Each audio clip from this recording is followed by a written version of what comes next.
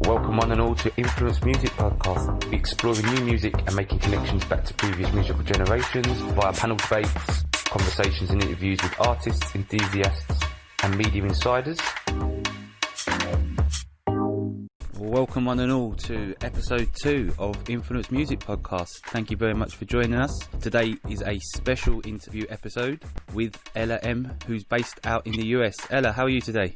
I'm good, thank you. Thank you so much for having me. Are you out there in the glorious sunshine? I half am. There's clouds, but I'm still happy. Well, I'm also joined by my normal panel members, Lee, the new beatmaker. Hello, thank you, Ella. Thank you for taking the time to be here, and Mark, thank you for having me again on the show.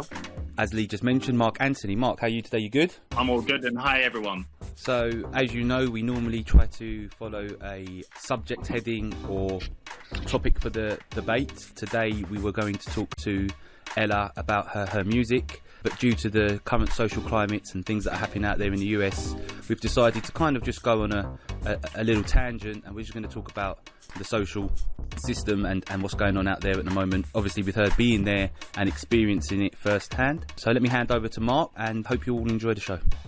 Hey Ella, here you go. I am great. I'm excited to carry on this convo. Definitely. As Mark mentioned at the beginning of the show, usually, I'd want to talk about your music and everything around that.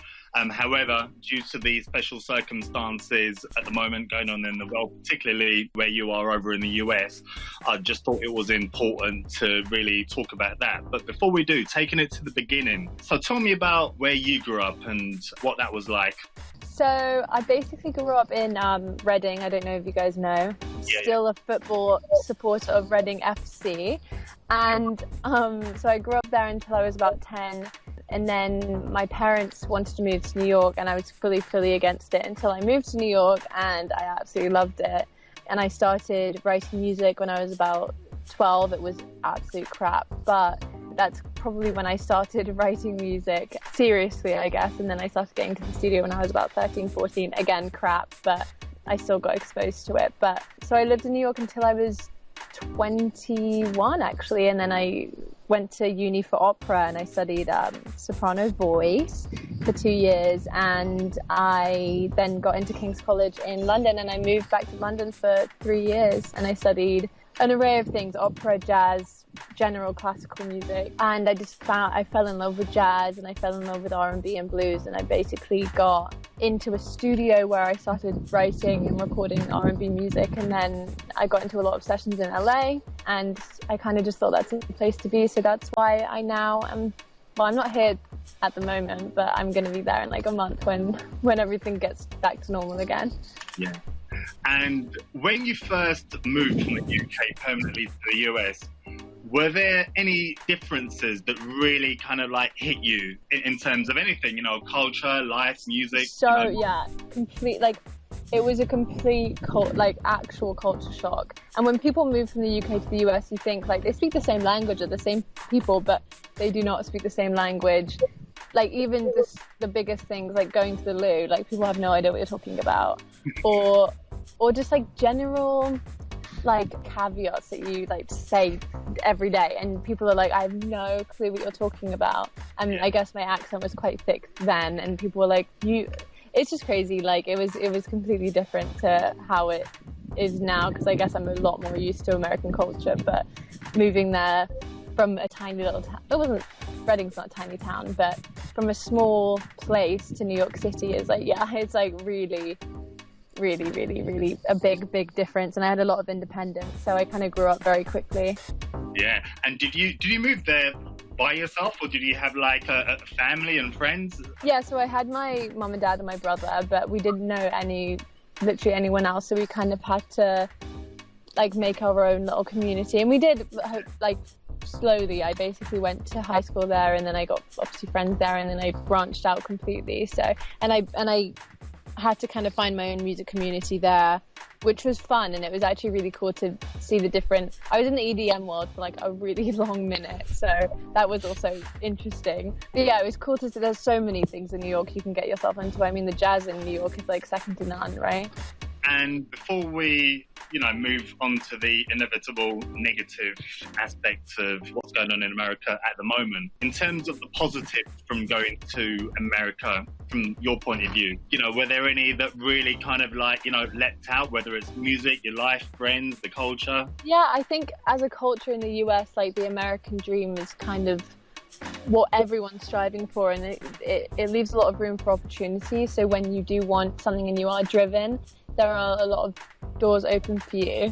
So yeah, in a way I did see a difference of if you want something in the US and you work hard enough, you have the opportunities too, which was kind of different to the UK, because I find the job market in the UK is pretty hard, and also the music industry in the UK is quite hard to break into. Less subgenres. It's either you haven't made it, or you have, kind of, just in my opinion. But also the singer-songwriter community in the UK is incredible. So I see. Yeah, there are give and takes from each city. Yeah. I was going to ask you that question because we've seen it happen a lot at the moment. Young UK-based artists having to go to the US to get the break that they're not getting in the UK market. Why do you think that is? Do you just think that there's certain, like you said, certain genres that just aren't marketable? Because we are going through a boom especially in urban music in the UK. Yeah, I just think there's a lot more, especially because the US is bigger and LA is bigger. I think there's a lot more subgenres that you can have, so there's a lot more room for indie artists to grow. I think in the UK it's just smaller. That's literally, it's just it. But it does not mean that I would say the artists are on the same exact level, but it's just the amount of opportunity. So they get more airtime and they get more face time and they get more opportunities. In LA, it really is a place and time type thing. So you just get more opportunities because everyone in show business is in LA. So yeah. I mean, people that we love over the last few years, for example, the Tom Mishes of the world, or Zylo, or people like that. They're all British, but we've heard of them through the US market. Yeah, exactly. It just seems strange. It seems really weird. It's just, I also think money is a massive thing. So they're quite, in the UK, I know that a lot more indie labels or even big labels are a bit more frugal with independent artists and up and coming artists. So in the US, they love that. They love an independent artist who's just coming up, has a fan base organically grown. They put a lot of money into that, which is a gamble, but doesn't really happen in the UK that much. Obviously, there's a massive focus on the Black Lives Matter movement right now, which is more so focused in the US, but I can only speak for the UK as well. It's a big focus in the UK as well, but from what I've observed, it's a really, really huge thing, quite rightly, in the US. In your own life, when was the first time you were exposed to the Black Lives Matter movement, either whether it was in the UK or the US? Well, I was actually, when I was young, I had a very, very close guy friend who was African American, and he was very passionate about the whole thing, and that was probably when I was 13, 14. I went to marches and I went to actual meetings. I was the minority in that situation. It was very, very cool to learn from literally firsthand.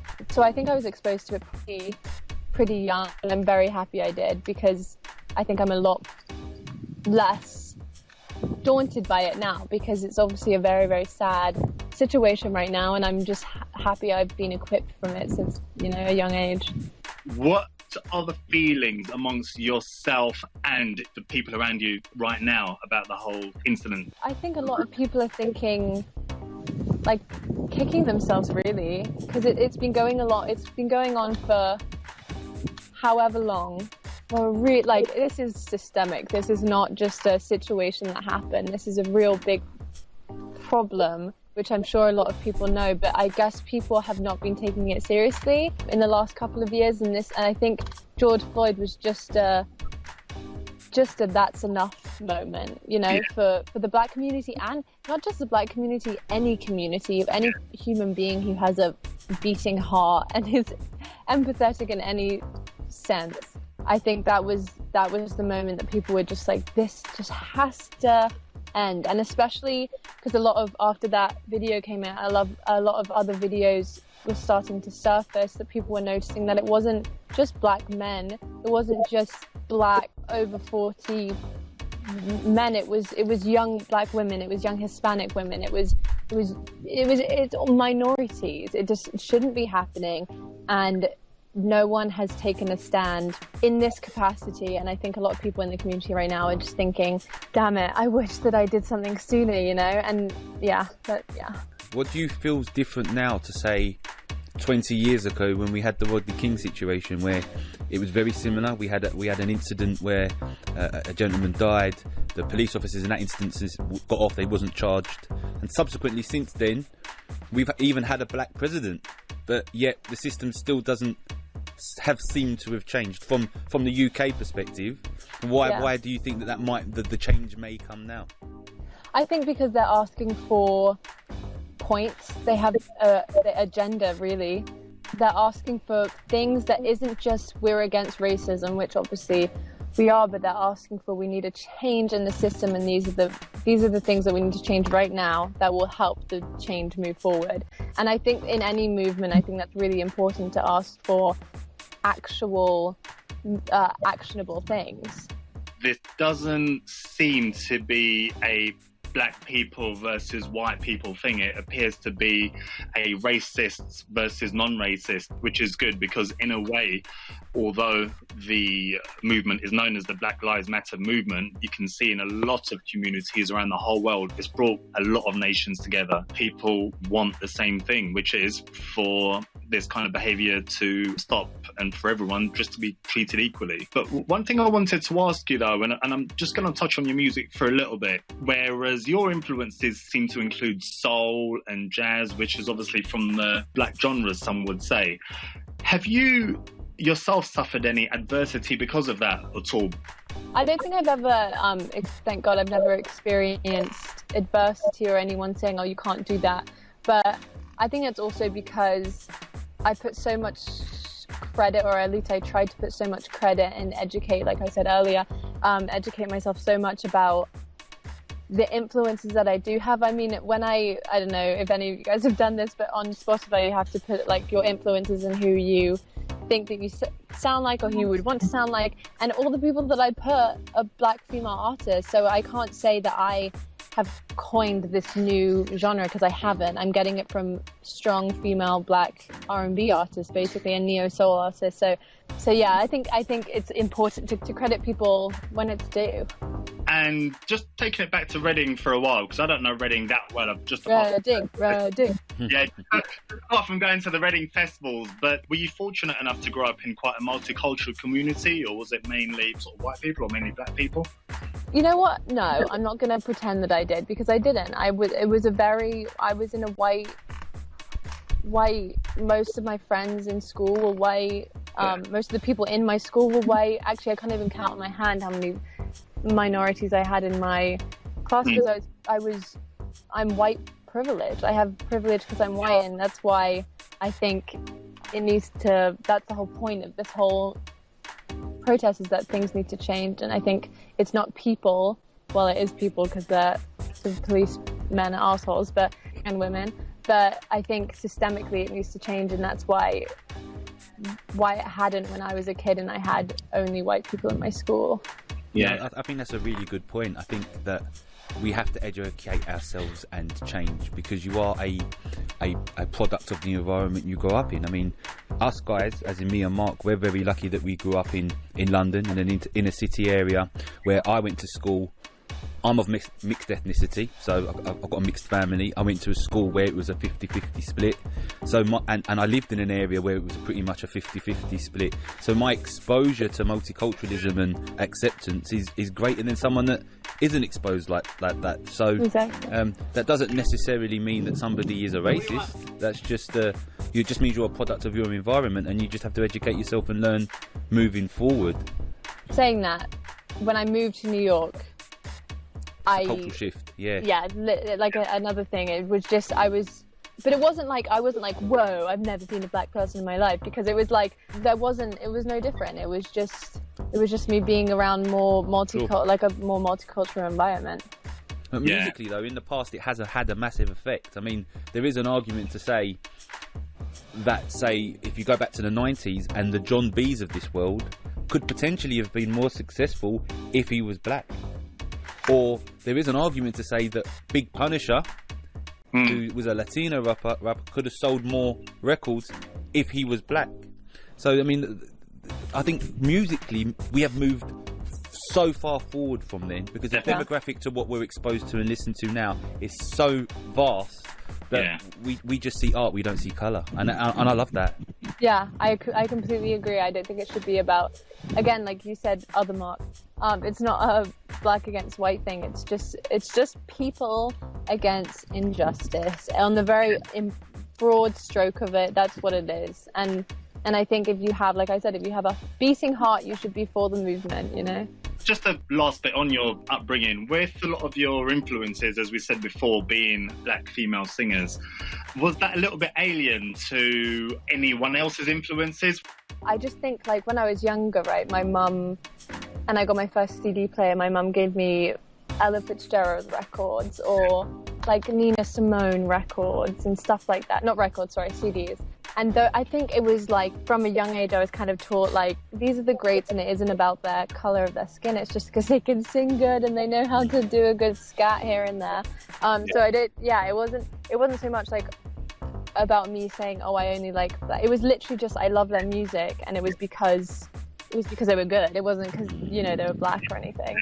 And since the events of last week, have you yourself been involved in any of the marches or demonstrations? Because you're in Miami right now. Am I right in thinking that? Yeah, so I went to the Wynwood one yesterday, and that one was really good. I got chills probably like every other second. It was literally so inspiring. And I do implore anyone who's kind of doesn't know that much about the movement or wants to know more or is just interested about it, go to one of those because you'll learn so much.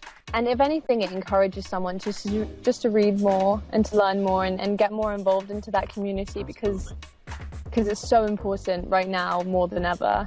And what do you think the police as a whole could do over a period of time to win the trust of communities again? I think that's a really, really hard question. Yeah. And if I'm honest, I just think it's training. I think the government should be spending less money on training and more on education.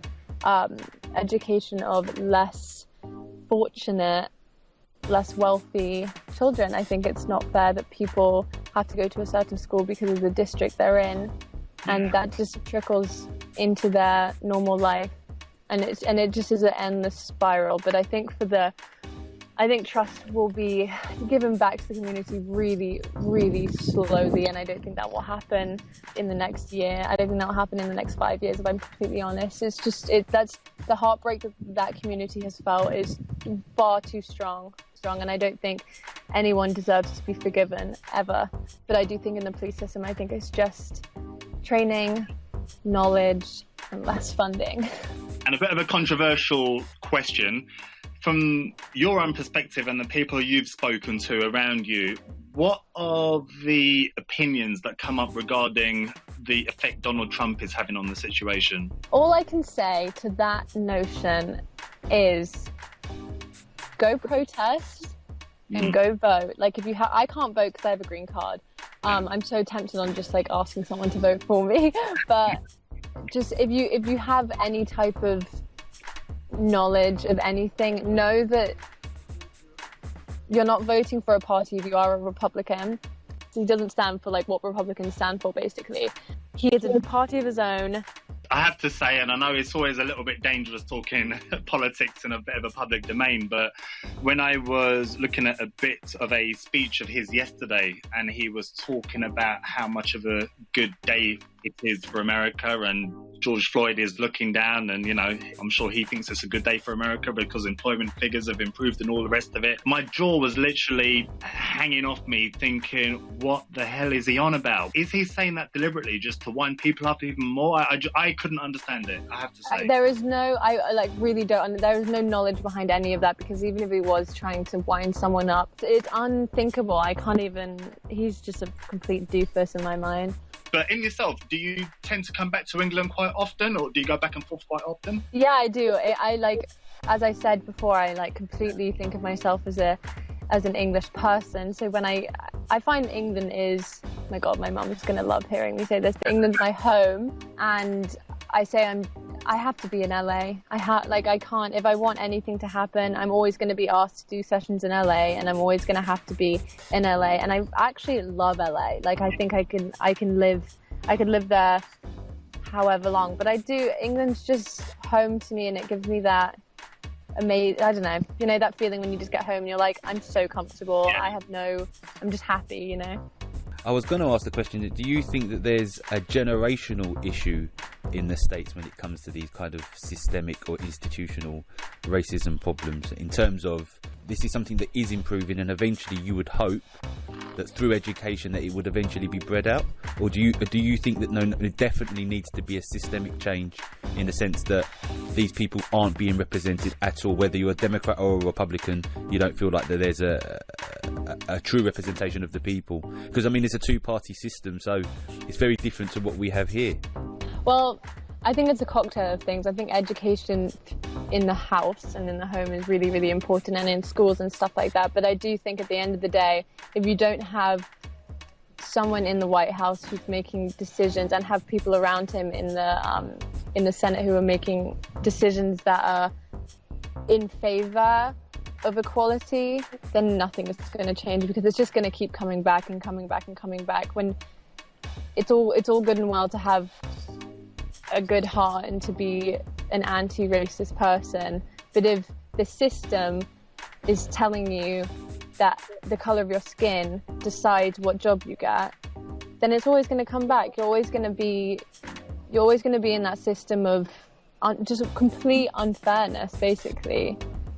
Do you get much talk about it from your parents, or even sort of in your own family generations before them? I mean, my family loves to discuss and debate and stuff like that, and I love a good debate. So it is really nice to know that, like, yesterday when I came home and I was just really upset about the whole thing, even though the protest was great and everything, but I'm just so, like, my heart is so heavy, and I just really wanted to talk about it and discuss and just make sure that, like, my house, at the very, very least, the people who I, like, live with and have grown up with are on the same page as what's right.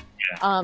So we always talk things out, and we always talk about, like, society and how things should be changing, and racial issues and stuff. And I think I try to encourage them and their friends to do the same. And I mean, we're in Florida right now, so I'm really, really conscious that this is a very, very southern state. Yeah.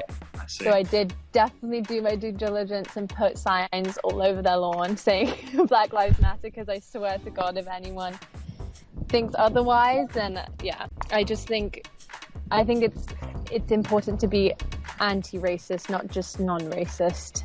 That I feel, again, through following different people on social media and different conversations I have with different people and family members and whatnot, is one of the messages that I hear again and again. And as a white person who has always kind of thought, oh, I'm not racist, like I should get a medal for not being racist, where that next step to being actively anti-racist and anti-white power structure and anti-systematic racism is what is needed, because black people and anyone else affected by the white supremacist system isn't going to go, oh, phew, the fact that you aren't actively racistly makes all the difference to my suffering. Thanks a lot. So I think that's one of the messages, like you say. Ella, thank you for making such a clear distinction between I'm not racist, phew, that's good, no more, nothing to see here, and being actively anti-racist. Exactly. Nothing will change unless people... Yeah, of course. That is very, very important to know. And I think education, just educate yourself on the topic, because education is power, knowledge is power. So just be smart. It's really been an informative chat, and I want to thank you on behalf of all of us for engaging with us about such a sensitive topic. Is there anything you would like to say to the listeners, unless Mark or Lee, you've got anything to add? Again, I just want to say, Ella, thank you for taking the time out of your schedule, irrespective of whether the world is perfect or how awful everything is right now. you know, any day of the weekend and whatnot, you being here would have been appreciated irrespective, but especially at a time like this, and to be so clear that you didn't feel it was right to promote your own music and your own brand, so to speak, I applaud you even more for that. So thank you on every level, Ella. 100%. Thank you. Yeah. It was like therapy for me to talk to you guys today. Hopefully in a couple of months' time we can get you back on the show and things will be in a better position for us to talk about the changes that have happened. I pray. Well, thank you so much for having me, guys. It was so nice. And for everyone listening, please vote. Please go to protest if you have the capacity to. And just read as much as you can. Follow activists on Instagram. It's so important to be in the know on this subject right now and forever. Thank you very much, guys. It's been a pleasure. Bye-bye. Influence Music Podcast, exploring new music and making connections back to previous musical generations via panel debates, conversations and interviews with artists, enthusiasts and media insiders.